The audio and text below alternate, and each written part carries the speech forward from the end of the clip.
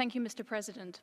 The International Federation for Human Rights and Al-Quds for Human Rights view this UPR as a litmus test to the Saudi authorities' genuine intention to improve the dire human rights situation. We welcome the endorsement of several recommendations pertaining to the ratification of international human rights treaties, including the International Convention for the Protection of All Persons from Enforced Disappearance. The authorities ratified the treaty and end the practice of enforced disappearance, including for Mohammed al-Qahtani and Abdulrahman al-Sadhan. We commend the acceptance of recommendations pertaining to the cooperation with UN special procedures, as well as calling for the Saudi Human Rights Commission to abide by the Paris Principles.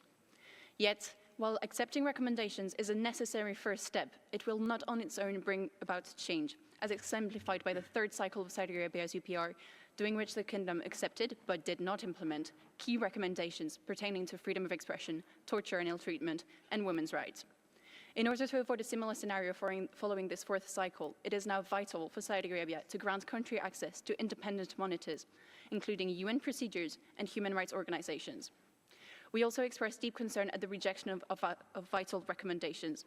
The inconsistency of the mission in not accepting recommendations calling for the ratification of the ICCPR, whereas it accepted to ratify core human rights treaties to which it is not yet party, as well as the contradiction between Saudi Arabia's pledges to strengthen cooperation with UN special procedures, while at the same time refusing to refrain from reprisals against human rights defenders for their interactions with UN rights mechanisms.